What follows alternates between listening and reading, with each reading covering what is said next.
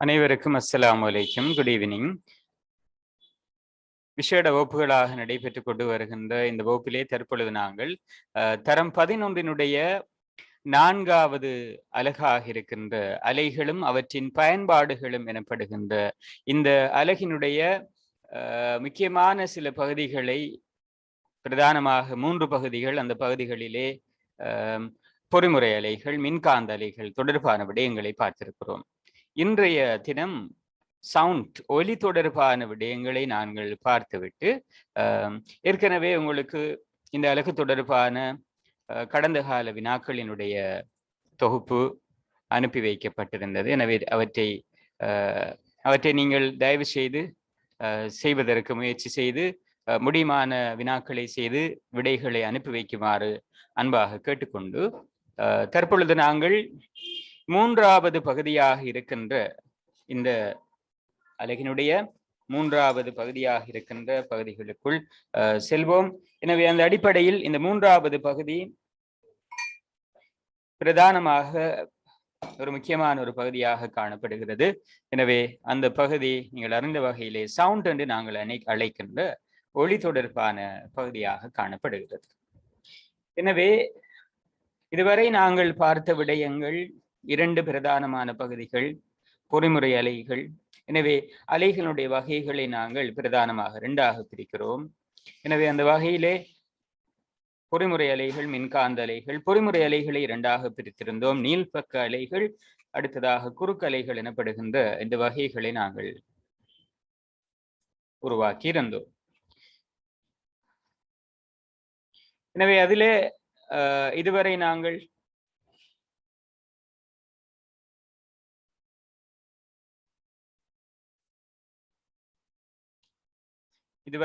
அந்த குறிப்பிட்ட பகுதிகளினுடைய பொறிமுறை அலைகள் தொடர்பான பகுதிகளை பார்த்துவிட்டு, அதை அடுத்து கடந்த வகுப்பிலே நேற்றைய தினம் நாங்கள் குறிப்பாக மின்காந்த அலைகள் தொடர்பான விடயங்களை பார்த்திருந்தோம். அதன் தொடர்பான சில வினாக்களை நாங்கள் செய்திருந்தோம். இன்று அதன் தொடர்ச்சியாக இருக்கின்ற பகுதி ஒளி. எனவே இதற்குள்ள நேரடியாக போவோம். இன்றைய தினம் தவிர்க்க முடியாத காரணத்தினால் ஒரு 15 நிமிடங்கள் தாமதமாகி வகுப்பு ஆரம்பிக்கப்பட்டிருக்கிறது. எனவே அந்த வகையில நாங்க இப்ப இந்த பகுதி தொடர்பான விடயங்களை பார்ப்போம். எனவே இதுல நாங்க ஒளியினுடைய உருவாக்கம், ஒளியின் ஊடுகடத்தல், சிறப்பியல்பு, அதனுடைய பிரயோகங்கள் தொடர்பான விடயங்களை பார்க்கிறோம். அந்த வகையிலே ஒளி என்பது நாம் அறிந்த வகையிலே ஒளியாக காணப்படுவது கேட்டல் உணர்ச்சியை உண்டாக்கும் சக்தி ஒளி என்று நாங்கள் அழைக்கின்றோம். மனித செவிக்கு இனிமையான ஒளியை இசை என்று அழைக்கின்றோம். எனவே கேட்டல் உணர்ச்சியை உருவாக்குவதை ஒளி என்று நாங்கள் அழைக்கிறோம். அதில் மனிதனுடைய செவிக்கு மென்மையாக இனிமையாக இருப்பதை இசை என்று அழைக்கின்றோம். இனிமையற்ற ஒளியை சத்தம் அல்லது இரைச்சல் என்று அழைக்கின்றோம். எனவே ஒளியை 2ஆக பிரிக்கலாம். இசை எனவும் சத்தம் எனவும் பிரிக்கலாம். சத்தம் என்பது இனிமையானது, இரைச்சல் அல்லது இசை என்பது இனிமையானது, சத்தம் என்பது இனிமையற்றது, ஒரு இரைச்சலாக அது காணப்படும். எனவே ஒரு ஒளி உருவாக்கப்படுகிறது என்று சொன்னால், உதாரணமாக நாங்கள் பேசுகின்ற போது குரல் நான் அதிர்வடைகிறது. எனவே ஒரு ஒளி உருவாகுவதற்கு கட்டாயமாக அதிர்வு ஒன்று ஏற்படுத்தப்பட வேண்டும். அதிர்வு இருந்தால் அங்கு ஒளி பிறப்பிக்கப்படும். எனவே மனிதனுடைய குரல் நான் அதிர்வதன் மூலம் ஒளி பிறப்பிக்கப்படுகிறது. அதுபோன்று சிறகுகள் வேகமாக அடிப்பதன் மூலமாக ஆத்ரோபோடாக்களாக இருக்கின்ற தேனி, நுளம்பு, ஈ போன்றவற்றில் சத்தம், ஒளி உருவாக்கப்படுகிறது. தத்துவட்டி, வெட்டுக்கிளி போன்றவற்றின் பாதங்களில் உள்ள முட்கள் மற்ற பாதங்களில் உரோஞ்சுவதன் மூலமாக ஒளி பிறப்பிக்கப்படுகிறது. எனவே ஒளி அலைகளினுடைய ஊடுகடத்தல் தொடர்பாக பார்த்தோம் என்று சொன்னால், ஒளி ஓரிடத்தில் இருந்து இன்னும் ஒரு இடத்திற்கு பயணம் செய்வதே ஒளி ஊடுகடத்தல் என அழைக்கின்றோம். எனவே ஒளி ஒரு இடத்திலிருந்து இன்னும் ஒரு இடத்துக்கு போகிறது. இது ஏற்கனவே நாங்கள் பார்த்தோம். ஒளியானது ஒரு நீள்பக்க அலை. திண்மம், திரவம், வாயு போன்ற 3 ஊடகங்களின் ஊடாகவும் இது செல்கிறது. எனவே இது ஒரு பொறிமுறை அலை என்ற வகையில் இது ஒரு ஊடகம் அவசியமாக இருக்கிறது. வெற்றிடத்தினூடாக இந்த அலைகள் செல்லாது. நெட்டாங்கு அலைகள் குறுக்கு அலைகள் அல்ல. எனவே அலை செல்கின்ற திசையிலேயே இந்த அலை இயக்கத்தோடு தொடர்பட்ட மூலக்கூறுகள் அதே திசையிலேயே அசையக்கூடியதாக காணப்படுவது இதன் சிறப்பம்சங்களாக பார்த்திருக்கிறோம். இந்த அடிப்படையில ஒரு ஒளி ஒன்று நாங்கள் உதாரணமாக ஒரு சத்தம் ஒன்று உருவாக்கப்படுகிறது என்று சொன்னால் இந்த திசையிலே இந்த ஒளி அலை கடத்தப்படுகின்ற சந்தர்ப்பத்திலே ஒரு நெருக்கல் உருவாகும். அந்த நெருக்கல் தொடர்ச்சியாக பயணம் செய்யும். இந்த நெருக்கலாக பயணம் செய்யும். எனவே இந்த நெருக்கலை உருவாக்கிவிட்டு இந்த மூலக்கூறுகள் மீண்டும் தனது இடத்தை வந்தடையும். இந்த மூலக்கூறுகள் அதே திசையில பயணம் செய்யாது.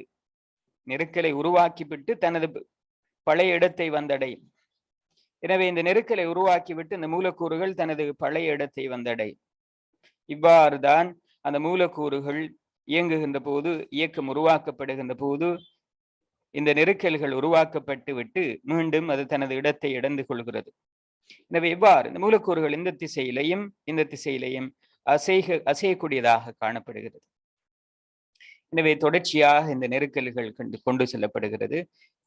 எனவே இங்க நீள்பக்க அலை, நெட்டாங்கு அலை ஆகியவை காணப்படுவதனால் இங்கு உருவாக்கப்படுவது நெருக்கலும் ஐதாக்கலும் உருவாக்கப்படும். எனவே நெருக்கல் இங்கே இருக்கின்ற இந்த அமைப்புகளை நாங்கள் ஐதாக்கல் என்று சொல்கிறோம். எனவே இங்கே முடி தாளி என்பது இங்கே கிடையாது. முடி தாளி என்பது இங்கே இருக்காது. எனவே ஊடக துணிக்கைகள் நெருக்கல் ஐதாக்களுக்கு உட்படுவதனால் முன்னோக்கி செல்கிறது.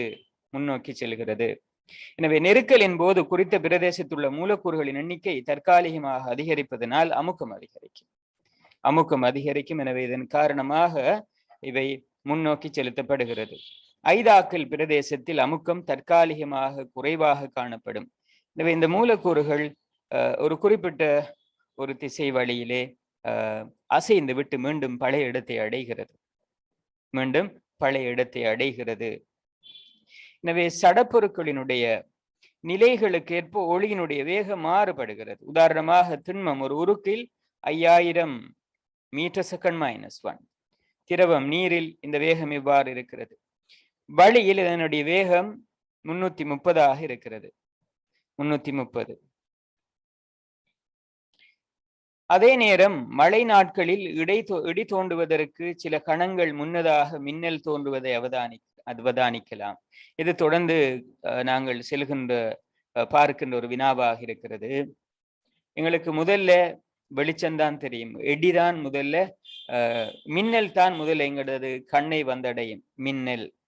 இடி மின்னலில் முதலில் எங்களை வந்தடைவது, எங்களது புலனுக்கு படுவது கண்களுக்கு படுவது மின்னலாக இருக்கும்.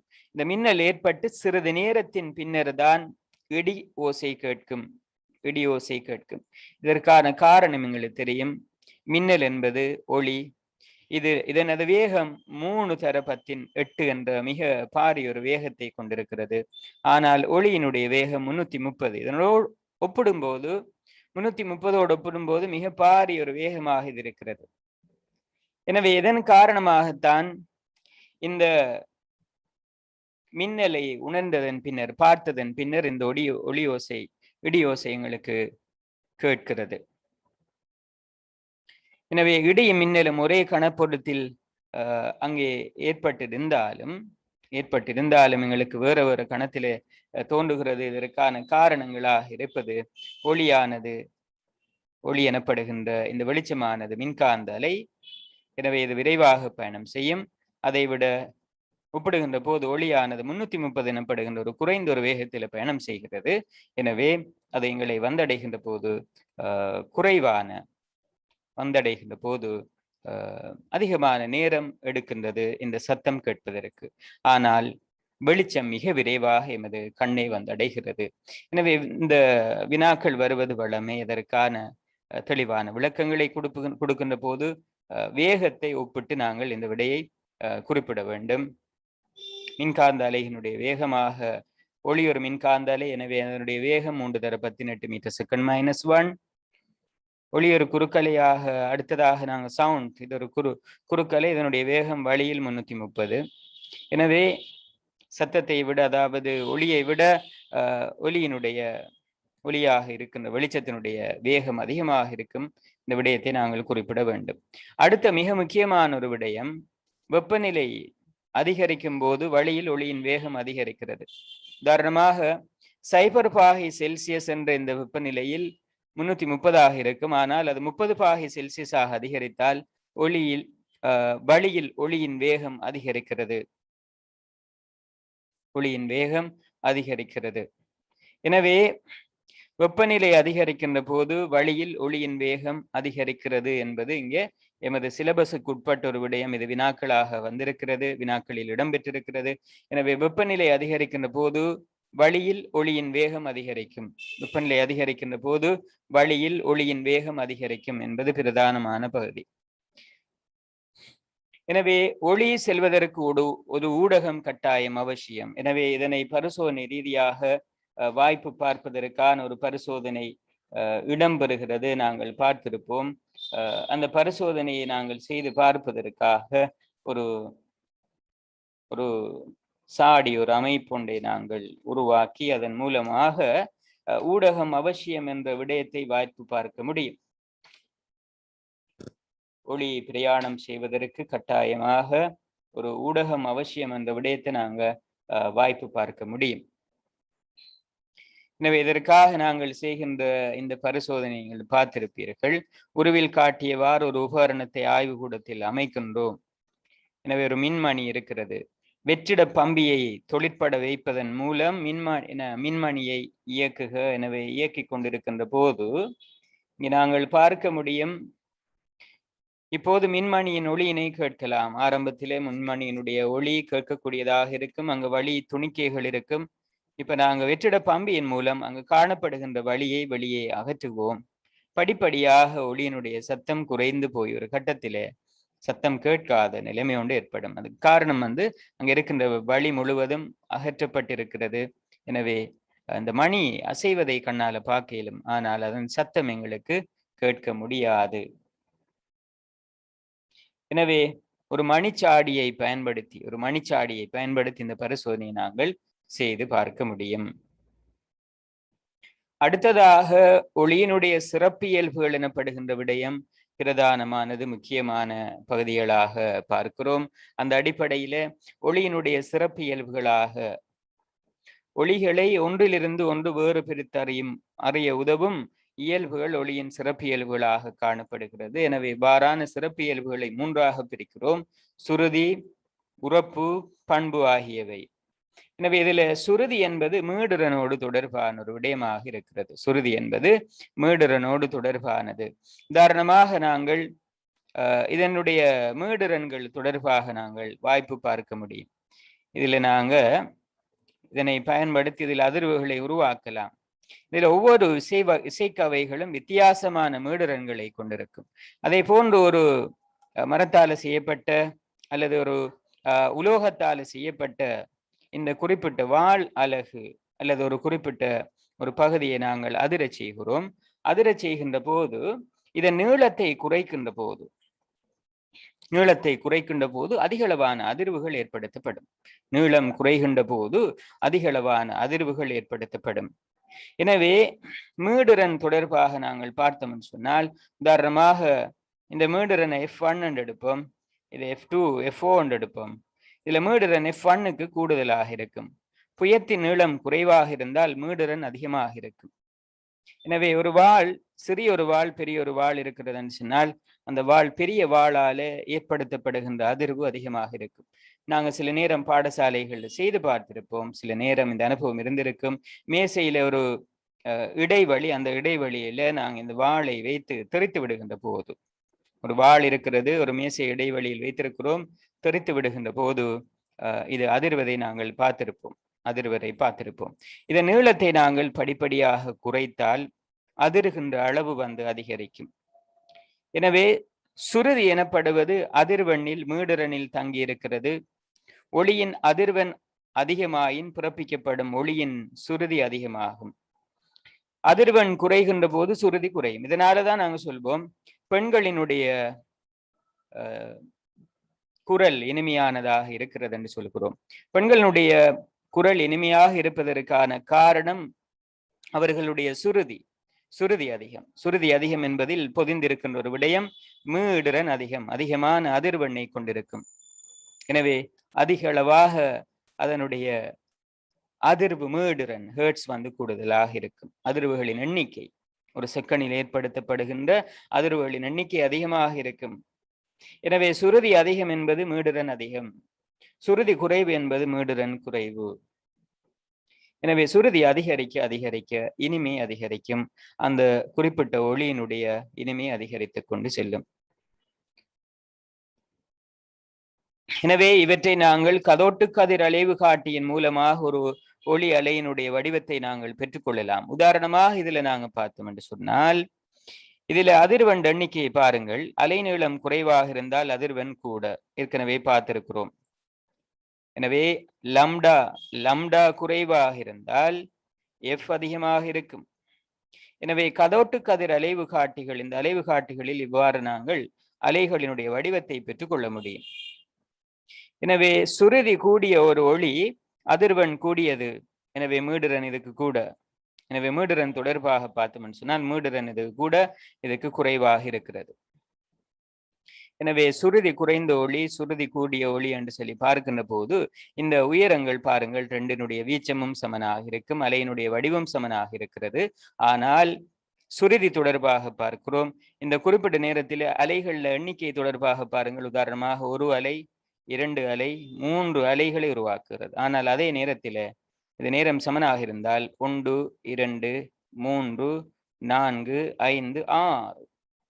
எனவே இங்க 3 அலைகளும், இங்க 6 அலைகளும். எனவே இது ஒரு செகண்ட் இருந்தால், உதாரணமா இது 3 ஹெர்ட்ஸ், இதுல ஹெர்ட்ஸ் எண்ணிக்கை 6 ஹெர்ட்ஸ் ஆகிருக்கும். ஒரு செகண்டில் 6 ஹெர்ட்ஸ் ஏற்படுத்தப்பட்டிருக்கிறது. எனவே மீடுரன் கூட, மீடுரன் கூட, மீடுரன் கூட என்பதை நாங்கள் இதுல இங்க இந்த அலையில் இருக்கின்ற அதிர்வுகளின் எண்ணிக்கையை நாங்கள் இதன் மூலமாக பார்க்கலாம். எனவே மீடுரன் அதிகரித்தால் இந்த அலைகளினுடைய அலைநீளம் குறைந்து இது மிகவும் கிட்டிய தூரத்தில் காணப்படும். உதாரணமாக இன்னும் மீடுரன் அதிகரிக்குமாக இருந்தால், மீடுரன் இன்னும் அதிகரிக்கின்ற போது இந்த அலைகளுக்கு இடைப்பட்ட தூரம் மிக குறைவாக காணப்படும், மிக குறைவாக இருக்கும், மிக குறைவாக காணப்படும், மிக குறைவாக காணப்படுவதை நாங்கள் பார்ப்போம். எனவே அன்பான மாணவர்களே, இந்த விடயங்களை நீங்கள் பார்த்திருப்பீர்கள். இந்த பிரதானமாக நாங்கள் பேசுகின்ற போதும், நாங்கள் பேசுகின்ற இந்த அலை வடிவத்தையும் இவ்வாறு அலைவு காட்டியில நாங்கள் பெற்றுக்கொள்ள முடியும், அலைவு காட்டிகளில் நாங்கள் பெற்றுக்கொள்ள முடியும். எனவே அந்த அடிப்படையில இங்க தரப்பட்டிருக்கின்ற இந்த பகுதிகள் மிக முக்கியமான பகுதிகளாக நாங்கள் பார்க்கிறோம். எனவே மீடுரன் கூடியதை இந்த படம் காட்டுகிறது, மீடுரன் அதிகமாக இருப்பதை இந்த படம் எமக்கு காட்டுகிறது.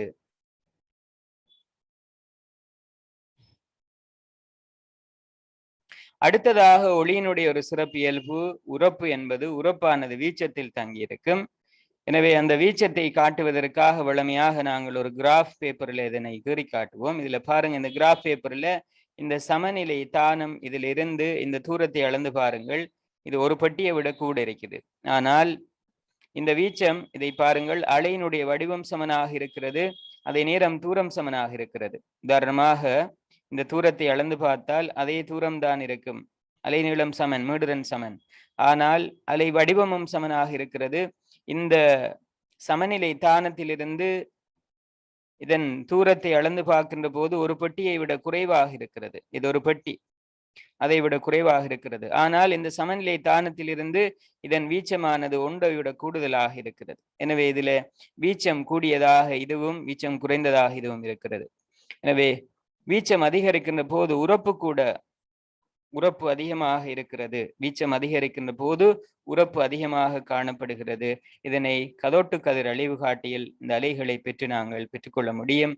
எனவே ஒரு இடத்துல நாங்க மெதுவாக தட்டுகிறோம், அந்த சந்தர்ப்பத்தில் இவ்வாறானதும், வேகமாக உரமாக தட்டுகிறோம், பலமாக தட்டுகிறோம், அந்த சந்தர்ப்பத்தில் இவ்வாறும் காணப்படும். பல தடவைகள் திரும்ப திரும்ப கேள்வி வந்திருக்கின்ற ஒரு விடயம்தான், உரப்பு அதிகமாக இருந்தால் மிக நீண்ட தூரத்துக்கு ஒரு ஒளி அலை செல்லும். உதாரணமாக ஒரு ஆள் பேசுகின்ற சவுண்ட் இன்னும் ஒரு இடத்துக்கு போகலை என்று சொன்னால், அவர் பேசிய அந்த உரப்பானது படிப்படியாக குறைவடைந்து அது இல்லாமல் போய்விடும். எனவே உரப்பு இல்லாமல் போவதனால் சக்திக்கு ஒப்பானதாக பார்க்கலாம். உரப்பு இல்லை என்றால் அது மிக நீண்ட தூரம் போகாது, ஒரு குறிப்பிட்ட ஒரு தூரத்துடன் நின்றும். உதாரணமாக நாங்கள் ஸ்பீக்கர்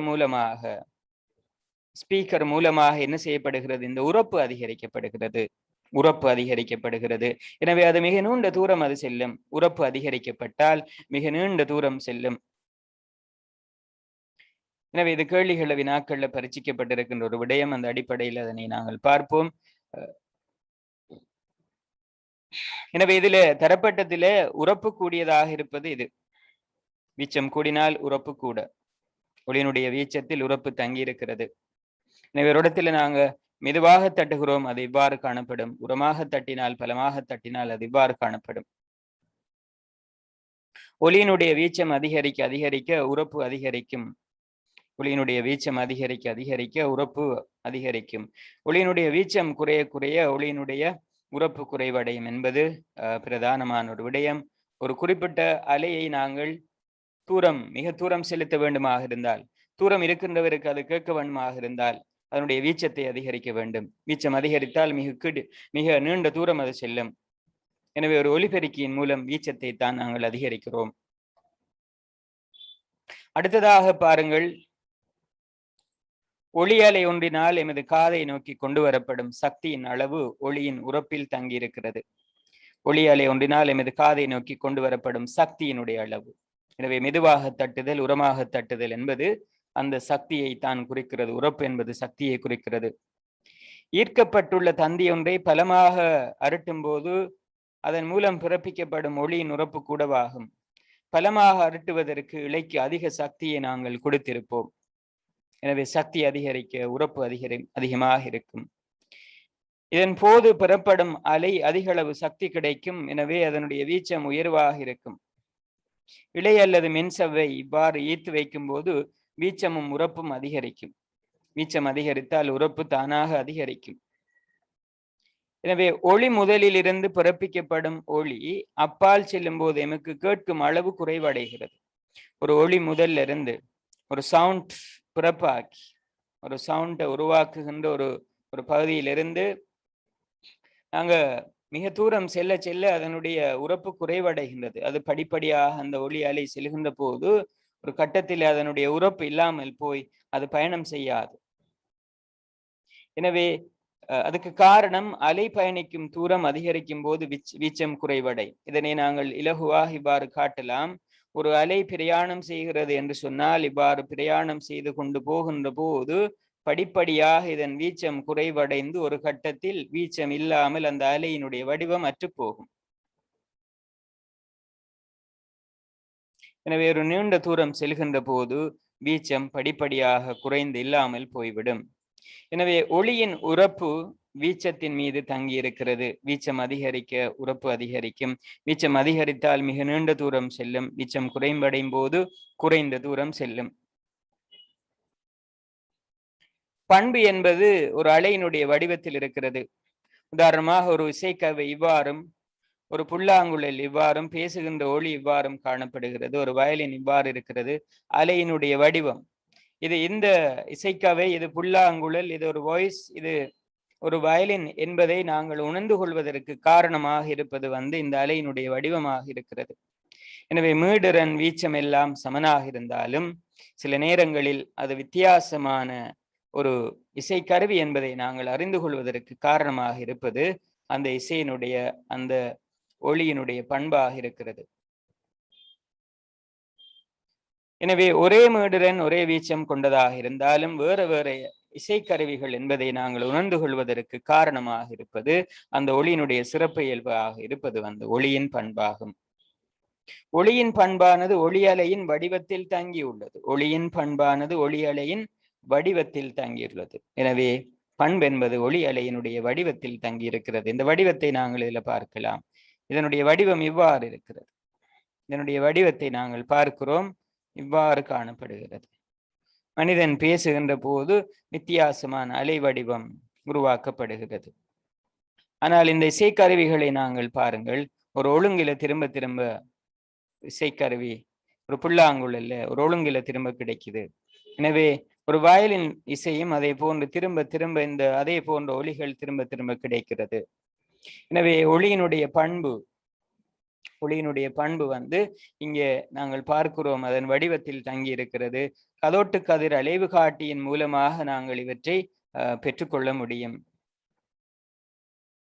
எனவே இதன் மூலம் ஒரு ஒளி வந்து எப்படியானது என்பதை நாங்கள் அறிந்து கொள்ளக்கூடியதாக இருக்கிறது. ஒளியின் பண்பு வந்து இசைக்கருவிகளை இனங்காண்பதற்கு பயன்படுத்தப்படுகிறது. ஒளியினுடைய பண்பு என்பது இசைக்கருவிகளை இனம் காண்பதற்கு பயன்படுத்தப்படுகிறது. அடுத்ததாக பிரதானமான ஒரு விடயம்தான் கேழ்தகுவீச்சு. ஒவ்வொரு அங்கேயும் தன்னால் உணரக்கூடிய குறைந்த ஒரு மீடுரனும் கூடிய மீடுரனும் இருக்கிறது. மனிதனை பொறுத்தளவில் மனிதன் 20 ஹெர்ட்ஸ் குறைந்த மீடுரனையும் அதிக உச்சமாக 20,000 ஹெர்ட்ஸ் மீடுரனையும் கேட்கக்கூடிய வல்லமை இருக்கிறது. அதைவிட குறைந்த ஒளியையும் கேட்க முடியாது, அதைவிட கூடிய ஒளியையும் கேட்க முடியாது. எனவே மனிதனுடைய கேழ்தகுவீச்சு 20 தொடக்கம் 20,000 ஹெர்ட்ஸ் ஆக இருக்கிறது. திரும்ப திரும்ப பல இடங்களில் இந்த கேள்வி வந்திருக்கிறது. எனவே ஒவ்வொரு விலங்கும் குறிப்பிட்ட கேழ்தகுவீச்சை கொண்டிருக்கிறது. எனவே விலங்குகளின் செவியினால் உணரக்கூடிய மீடுரன் வீச்சு கேழ்தகுவீச்சு என்று அழைக்கிறோம். மனிதன் கேழ்தகுவீச்சு 20 தொடக்கம் 20,000. ஆனால் சில விலங்குகள் 20,000 ஹெர்ட்ஸை விட கூடிய ஒளி, அதாவது 20,000 ஹெர்ட்ஸை விட கூடிய ஒளிகளை களி ஒளிகள் என்று சொல்கிறோம். அல்ட்ரா கூட, களி என்றால் கூட, அதிகம், களி ஒளிகள் என்று நாங்கள் சொல்கிறோம். அதே போன்று நாய் 40,000 ஹெர்ட்ஸை ஹெர்ட்ஸ் வரையான களி ஒளிகளை கேட்கக்கூடியது. எனவே சில நேரம் நாங்கள் உணராத சில சத்தங்களை இந்த விலங்குகள் கேட்கக்கூடியதாக இருக்கிறது. அதனால் தான் சொல்லப்பட்டிருக்கிறது, ஒரு தடவை நீங்கள் பார்த்திருப்பீர்கள், இந்த சுனாமி காலப்பகுதியில பறவை இனங்கள் அதே போன்று விலங்கு இனங்கள் இந்த சுனாமி ஏற்பட்டதை உணரக்கூடியதாக இருப்பதாக நாங்கள் அறிந்திருக்கின்றோம். எனவே விலங்குகள் அந்த இடத்தை விட்டு நகரக்கூடிய ஆற்றலை கொண்டிருப்பதாக நாங்கள் அறிந்திருக்கிறோம். அதுக்கு காரணமாக இருப்பது அவை எங்களால் உணர முடியாத அந்த 20,000 ஹெர்ட்ஸை விட அதிகமான குறைந்த ஒளிகளை, அதே போன்று குறைந்த ஒளிகளை எல்லாம் இது கேட்கக்கூடியது. யானையினுடைய காது ஒரு பெரிய காதாக இருக்கிறது. அது மிக குறைந்த ஒளியை கூட, 20 ஹெர்ட்ஸை விட குறைந்த ஒளிகளை கூட அது கேட்கும் ஆற்றலை கொண்டிருக்கிறது. கீழ் ஒளி என்று நாங்கள் அதனை சொல்வோம். 20 ஹெர்ட்ஸை விட குறைவான ஒளிகளை கீழ் ஒளிகள் என்று சொல்கிறோம். எனவே களி ஒளியின் இயல்புகளாக இந்த களி ஒளிகள் திண்மங்களின் ஊடாக பயணித்து தொடர்ந்து வழியில் பயணிக்காது என்பது பிரதானமானது. எனவே ஒரு திண்மம் ஒன்று இருக்கிறது என்று வைத்துக் கொள்வோம். உதாரணமாக ஏதாவது ஒரு திண்மம். எனவே இந்த திண்மத்தினூடாக போனால் அது மீண்டும் வழிக்கு போகாது. அடுத்தது மீடுரன் 20,000 ஹெர்ட்ஸை விட அதிகம். களி ஒளி என்பது 20,000 ஹெர்ட்ஸை விட அதிகமான ஒளிகளாக இது காணப்படுகிறது. எனவே அந்த அடிப்படையில இந்த களி ஒளிகள் மிகவும் அதிகமாக பயன்படுத்தப்படுகிறது விலங்குகளால். உதாரணமாக வவ்வால் இனங்கள் தனது இரையையும் அதே போன்று தடைகளையும் அறிந்து கொள்வதற்காக இந்த களி ஒளிகளை உருவாக்கி பறக்கிறது. அதே போன்று டொல்பின் ஏனைய மீன்களை கண்டுபிடிப்பதற்கும் சுறாக்களை இனங்காண்பதற்கும் தனது இனத்துக்கு இடையிலே தொடர்பாடலை, கம்யூனிகேஷனை செய்வதற்கும் இந்த களி ஒளியை பயன்படுத்துகிறது. மீன்கள், சுறாக்கள் இது போன்றவற்றை காண்பதற்கும் இனங்காண்பதற்கும், அதே போன்று தனது இனங்களுக்கு இடையிலே தொடர்பாடல், கம்யூனிகேஷனுக்கும் இந்த களி ஒளி பயன்படுத்துவதாக சொல்லப்படுகிறது. அடுத்ததாக களி ஒளி பயன்படுத்தப்படுகின்ற பிரதானமானது இந்த கப்பல்களின் கீழ்ப்புறமாக காணப்படுகின்ற சோனர் எனப்படுகின்ற, அதை நாங்கள் சேனர் என்று இதில் சொல்கிறோம். எனவே இந்த சேனர் எனப்படுவது கடலினுடைய ஆழத்தை அறிவதற்காகவும் மீன் கூட்டங்களை கண்டுபிடிப்பதற்காகவும் இந்த கப்பல்களின் அடியில் இது பொருத்தப்பட்டிருக்கிறது. எனவே கடலின் தேவையான இடங்களில் ஆழங்களை காண்பதற்கு களி ஒளி அலைகள் பயன்படுத்தப்படுகிறது. எனவே கப்பலின் அடியில் பொருத்தப்பட்டுள்ள சேனர் மூலம் கடலின் அடிக்கு களி ஒளி அலைகள், துடிப்புகள் அனுப்பப்படுகிறது. எனவே இவை கடலின் அடியில் பட்டு தெரித்து திரும்பி வரும் போது அதுக்கடுத்து நேரம் அளவிடுவதன் மூலமாக கடலின் ஆழம் கணிக்கப்படுகிறது. அப்ப நாங்க நேரத்தை கணிக்கணும்னு சொன்னா, உதாரணமாக இது போய் வாரத்துக்கு ஒரு குறிப்பிட்ட ஒரு நேரம் இருக்கும். எனவே போறதுக்கு உதாரணமாக போய் வந்ததுக்கு 4 செகண்ட் சொன்னா போனதுக்கு ஒரு 2 செகண்ட் 2 செகண்ட் ஆக இருக்கிறது. களி ஒளியினுடைய வேகம் வந்து 330. எனவே தூரத்தை காண்பதற்கு வேகம் சமன் தூரத்திங்கள் நேரம். எனவே தூரத்திங்கள் நேரம் என்று நாங்க போட்டோம்னு சொன்னா தூரத்தை காண்பதற்கு நாங்க வேகத்தை நேரத்தால பெருக்கணும். என வேகம் 330, நேரம் போறதுக்கு மாத்திரம் 2 செகண்ட். எனவே இதனுடைய ஆழமாக 660 மீட்டர் இருக்கும். எனவே போய் வாரத்துக்கு 4 செகண்ட் சொன்னா போனதுக்கு மாத்திரம் ஒரு திசையில மாத்திரம் நாங்க எடுப்போம். இவ்வாறு எடுத்து இந்த கணிப்புகள் செய்யப்படுகிறது. கணிப்புகள் செய்யப்பட்டு ஆழம் கணிக்கப்படுகிறது. உதாரணமாக அடுத்ததாக பாருங்கள், கப்பலில் இருந்து கடலின் அடிக்கு அனுப்பப்பட்ட ஒளி அலைகள் தெறிப்படைந்து வருவதற்கு 6 செகண்ட்கள் எடுத்தது எனின் கடலின் ஆழத்தை காண்க. கடலினுடைய ஆழம் கணிப்பதற்காக உதாரணமாக 1400 மீட்டர் செகண்ட் என்பது ஓகே, நாங்க மேலுக்கு பார்த்ததில் என்ன 330 அடுத்தம் வழியில தான் ஒளியினுடைய வேகம். ஆனால் நீரில வேகம் வந்து 1400 இருக்கும். ஓகே, திண்மத்தில் அதனுடைய வேகம் 5000 இருக்கும். முறுக்கில் இதோட வேகம் மாறுபடும். அதே நேரம் வழியில வெப்பநிலை அதிகரிக்கின்ற போது 350 30 பாகை செல்சியஸ்ல கூடும். இந்த விடயங்களை பார்த்திருக்கிறோம். எனவே உதாரணமாக இது கடல்ல, எனவே நீர் ரெண்டு எடுக்கிறோம் 1400, 6 செகண்ட்கள் எடுத்தது தெறிப்படைந்து வருவதற்கு. எனவே போய் வாரத்துக்கு 6 செகண்ட். எனவே போய் வாரத்துக்கு 6 செகண்ட் ஆக இருந்தால் நாங்கள் ஒட்டுமொத்தமாக இந்த ஒளி பிரயாணம் செய்த மொத்த தூரத்தை காணலாம். மொத்த தூரம் வந்து 8400. வேகத்தை நாங்கள் நேரத்தால பெருக்கிறோம். எனவே பெருக்கி நான் கிடைக்கப்பெறுவது தூரம். எனவே அந்த தூரத்தின் அரைவாசி. அப்ப மொத்த தூரத்தை கண்ட அரைவாசியால பிரிக்கலாம். அப்படி இல்லாட்டி நேரத்தை அரைவாசியாக காணலாம். நேரம் 3. எனவே இந்த நேரம் 3 1400 நாங்க பெருக்கலாம். 1400 பெருக்கி இதை என்ன செய்யலாம், கண்டுகொள்ள முடியும். எனவே இதே போன்றுதான் இந்த அலைகள் வழியில் உருவாக்கப்படுமாக இருந்தால் அந்த சந்தர்ப்பத்தில் நாங்க 330 பயன்படுத்துவோம்.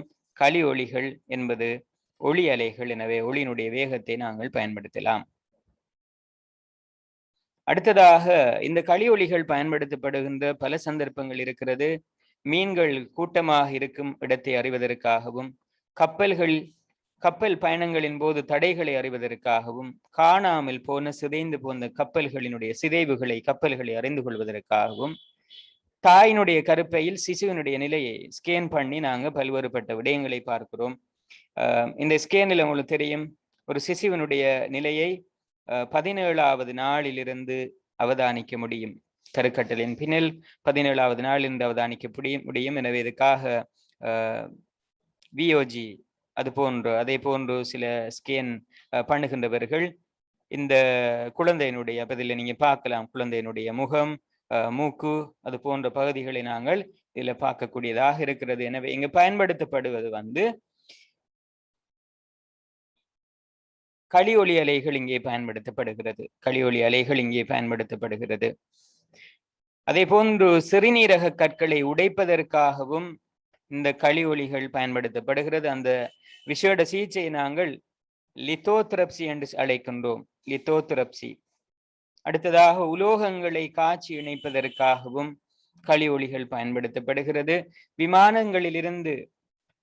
விமானத்தில் இருக்கக்கூடிய இடைவெளிகள், அப்ப அதை நாங்க பல இடைவெளிகள் அங்க காணப்படலாம். இடைவெளி இருக்கிறதா இல்லையா என்பதை அறிவதற்கு களி ஒளி அலைகள் பயன்படுத்தப்படுகிறது. இதயத்தின் அளவு, இதய சுருக்களின் போது வெளியேற்றப்படும் குருதியின் அளவு, இது போன்ற இதயம் தொடர்பான தகவல்களை பெற்றுக் கொள்வதற்காகவும் இது பயன்படுத்தப்படுகிறது. அடுத்ததாக இதயத்தினுடைய சில முக்கியமான விடயங்களை அறிந்து கொள்வதற்கு இது பயன்படுத்தப்படுகிறது. கற்புலனற்றோர் பயன்படுத்தும் மூக்கு கண்ணாடிகளில், கண் தெரியாதவர்கள் பயன்படுத்துகின்ற மூக்கு கண்ணாடிகளில் இந்த களி ஒளி அலைகள் பயன்படுத்தப்படுகிறது. அவர்கள் முன்னால் இருக்கின்ற தடைகளை அறிந்து கொள்வதற்காக இவ்வாறானவற்றை பயன்படுத்தக்கூடியதாக இருக்கிறது.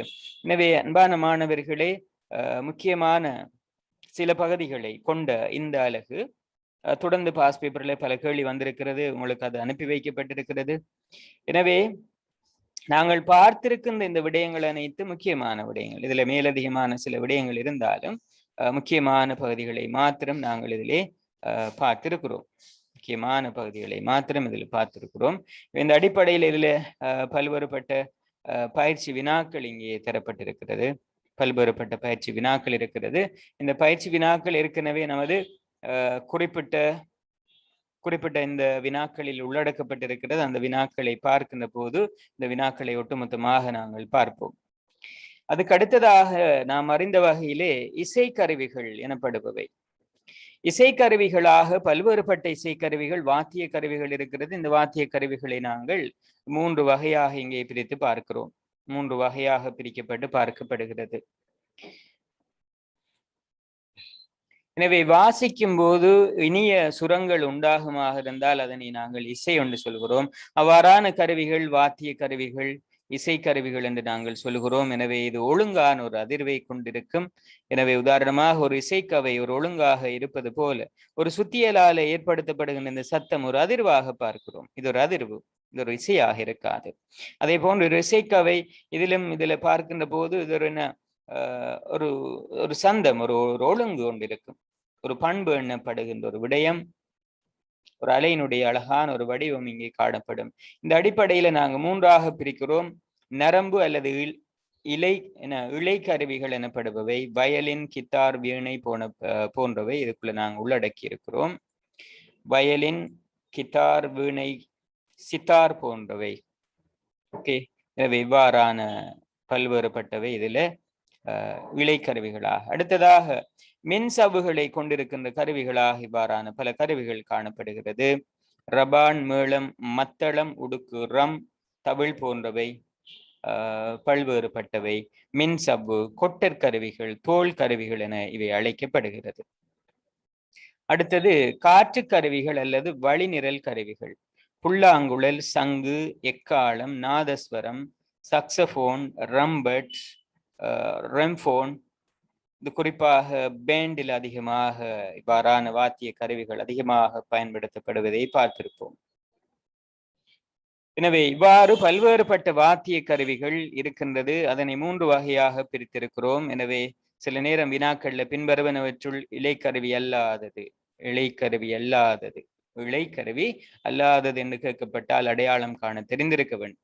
இந்த அடிப்படையில உங்களுக்கு தெரியும், ஒரு நரம்பு கருவி அல்லது இழைக்கருவி இது ஈர்க்கப்பட்டு மிகவும் வலிமையான ஒரு விசையோடு ஈர்க்கப்பட்டு காணப்படும். அவ்வாறு வலிமையாக இருப்பதன் மூலமாகத்தான் ஒரு சிறிய ஒரு அதிர்வை ஏற்படுத்தினாலும் அதிலே ஒரு ஒளி ஒன்று ஏற்படுத்தப்படுகிறது. எனவே இந்த நரம்பு கருவிகளில் இருக்கின்ற ஒரு பிரதானமான விடயம்தான் நாங்கள் பார்த்திருக்கிறோம். நரம்பு கருவிகளுடைய மீடுரனானது, ஹேர்ட்ஸ் ஆனது தங்கி இருக்கின்ற விடயங்கள் சுருதி. அப்ப மீடுரன் என்பது சுருதியில தங்கி இருக்கின்ற விடயம் அதிரம் இழையினுடைய பகுதி. எனவே இந்த நீளம் அதிகரிக்க சுருதி என்ன செய்யும்? சுருதி குறையும் என்றது எங்களுக்கு நாம் அறிந்த விடை. இழுவை அதிகரித்தால் சுருதி அதிகரிக்கிறது. இந்த திணிவிலையும் என்ன செஞ்சிருக்குது? இது இந்த தடிப்பில, ஓர் அலகு நீளத்தினுடைய தடுப்பிலும் இந்த மீடுரனானது தங்கி இருக்கிறது. தடிப்பு குறைக்க இனிமையாக இருக்கும், சுருதி அதிகமாக இருக்கும். எனவே இந்த விடயங்கள் அதிர்வெண்ணில் தாக்கம் செலுத்துகின்ற பகுதிகளாக நாங்கள் பார்க்கிறோம். அடுத்ததாக மின் சவ்வு அல்லது கொட்டர் கருவிகளாக இருப்பவை ஈர்க்கப்பட்ட மின் சவ்வு அல்லது உலோகக்கோல், உலோகத்தகடு அதிர்வடையும், மின் சவ்வு அதிர்வடையும். அல்லது உலோகக்கோல், இங்க பாத்தீங்கன்னு சொன்னா உலோகக்கோள்கள் அதிர்வடையக்கூடியதாக இருக்கிறது. உலோகத்தகடு வாரானவை பல்வேறுபட்டவற்றை நாங்கள் பார்க்கிறோம். எனவே இதிலே அதிரும் மின் சவ்வாக காணப்படுவது ரபான், மேளம், மத்தளம். அதிரும் கோள்கள் காணப்படுவது சைலோபோன்ல காணப்படுகிறது. அதிரும் தகடுகள், தாளம் இவற்றில் காணப்படுகிறது. இது உங்களுக்கு தெரியும், பேண்டிலையும் ஒரு வாத்திய கருவி இவ்வாறு பயன்படுத்தப்படுகிறது. அடுத்தது தோல் கருவிகள். இதனுடைய சுருதி மீடுரன் தங்கியிருப்பது பரப்பளவு மீடுரனில் தாக்கம் செலுத்துகின்ற காரணி. அடுத்தது மின்சவ்வினுடைய இழுவை. இந்த இழுவையை மாற்றுவதற்காகத்தான் இந்த கயிறுகள் இங்கே பயன்படுத்தப்படுகிறது. இந்த கயிறுகள் திருக்கப்படுவதை நீங்கள் பார்த்திருப்பீர்கள். எனவே அந்த இழுவை மாற மாற இதனுடைய சுருதி மீடுரன் வந்து வித்தியாசமாக மாறும் என்பது நாங்கள் அறிந்த விடயம்.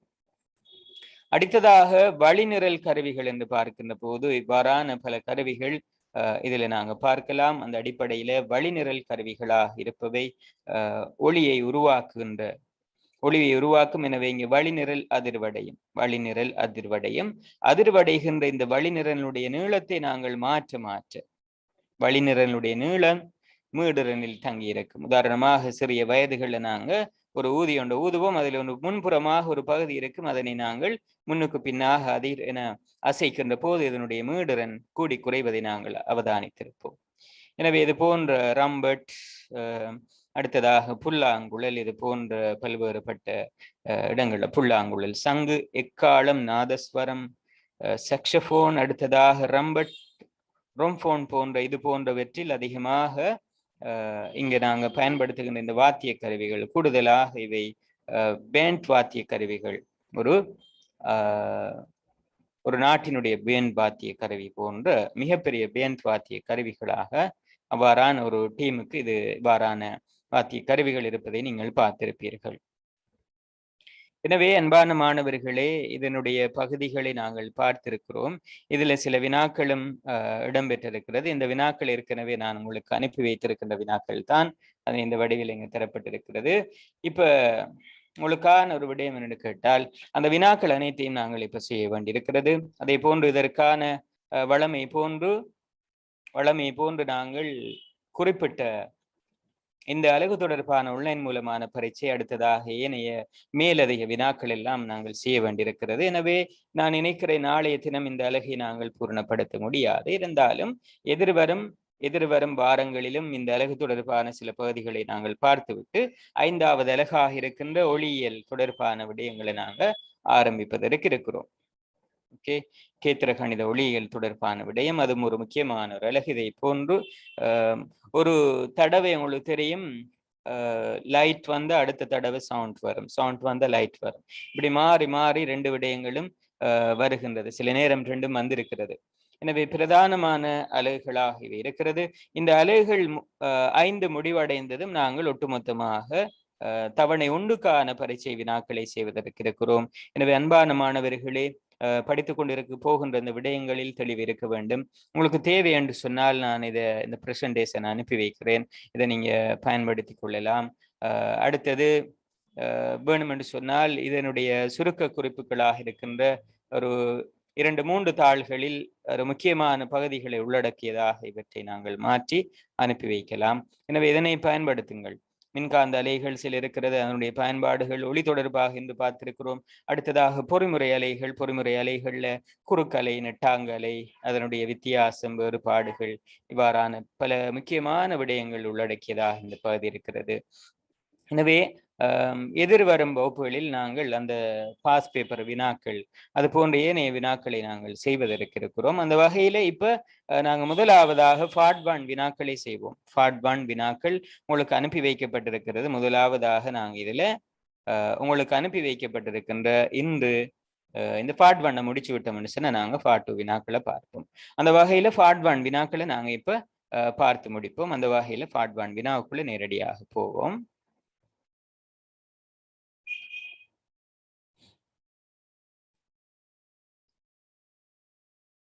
இந்த வினாக்கள் நேற்று உங்களுக்கு அனுப்பி வைக்கப்பட்டிருந்தது, இந்த பாஸ் பேப்பர் வினாக்கள். எனவே அந்த வினாக்களை நாங்கள் தற்பொழுது செய்யலாம்.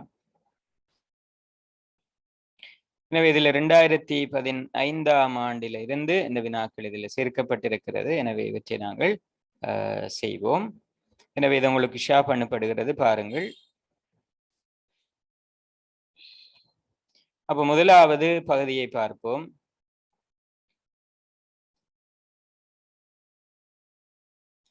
ஒரு பிள்ளைக்கு மின்னல் தென்பட்டு 5 செகண்ட்களுக்கு பின்னர் இடியோசை கேட்டது.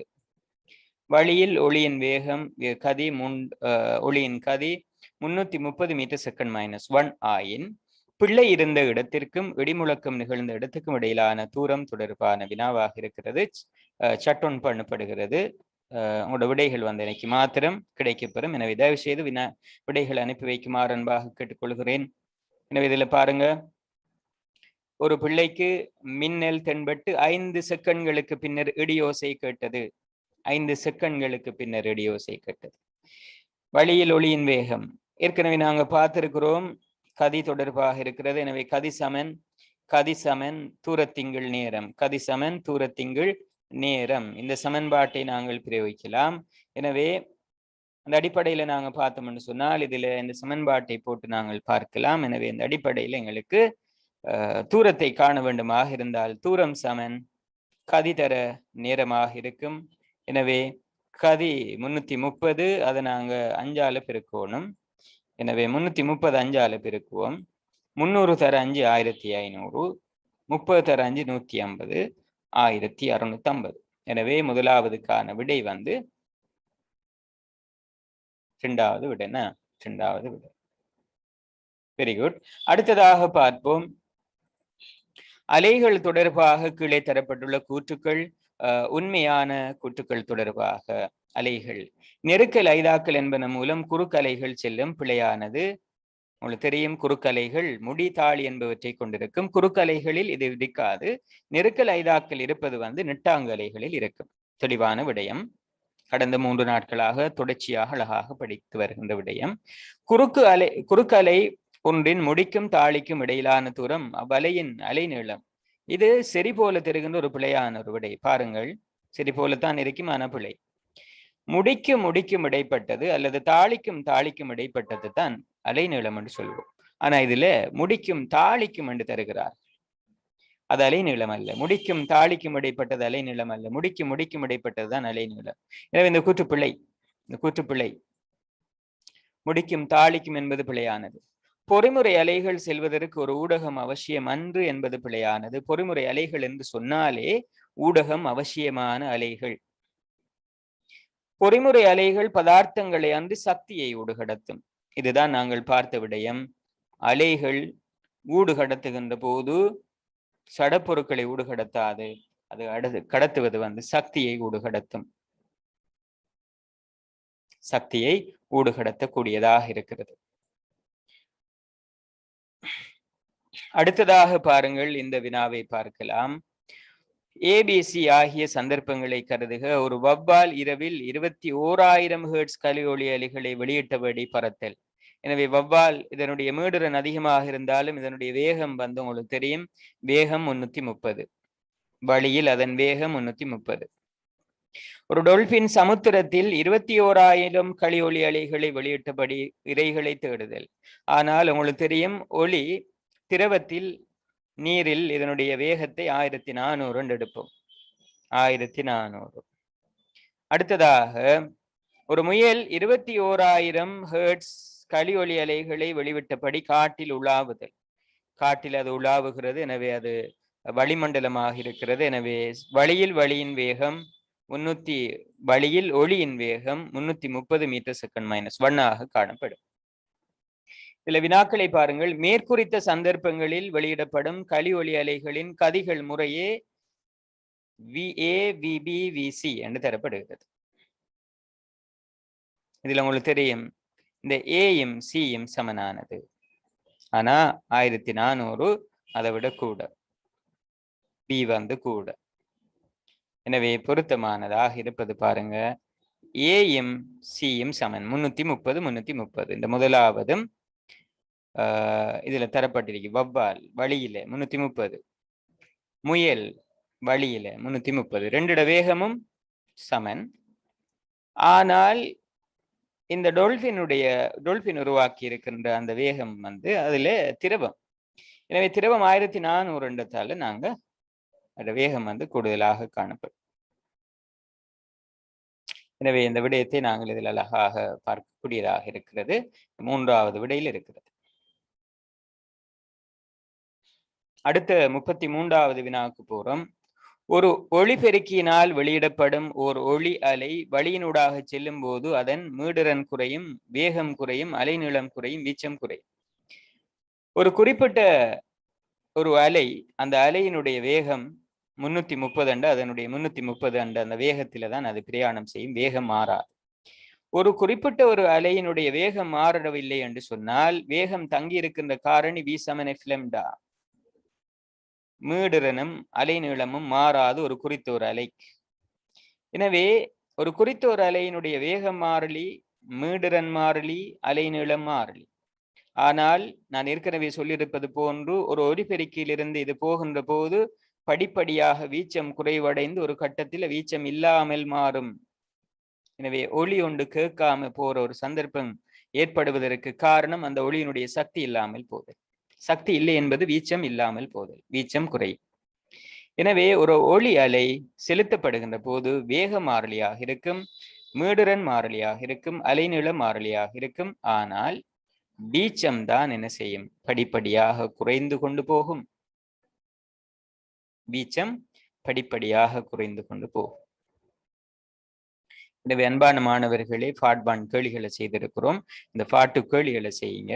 ஏனைய பல கேள்விகளை அனுப்பி வைக்கிறேன். தேவைன்னு சொன்னால் இந்த பிரசன்டேஷன் கொப்பி அனுப்பி வைக்கிறேன். அதையும் நீங்க யூஸ் பண்ணிக்கொள்ள முடியும். படிக்கலாம், போன்ல அதை படிக்கலாம். தேவைன்னு சொன்னா பிரிண்ட் எடுக்கக்கூடியது போன்றவற்றை நான் இலவப்படுத்தி அனுப்புகிறேன். ஓகே. எனவே பிரிண்ட் எடுக்கக்குள்ள அதை நீங்க சுருக்கமாக எடுக்க முடியும்.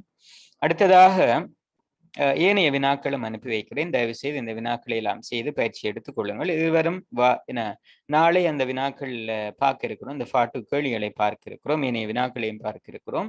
எனவே இவற்றை தயவு செய்து அனுப்புங்கள். செய்து அனுப்புகின்ற போதுதான் இந்த வகுப்பு உங்களுக்கு பிரயோசனமாக இருக்கும். காட்சியாக இல்லாமல், இந்த காட்சியாக இல்லாமல் வெறும்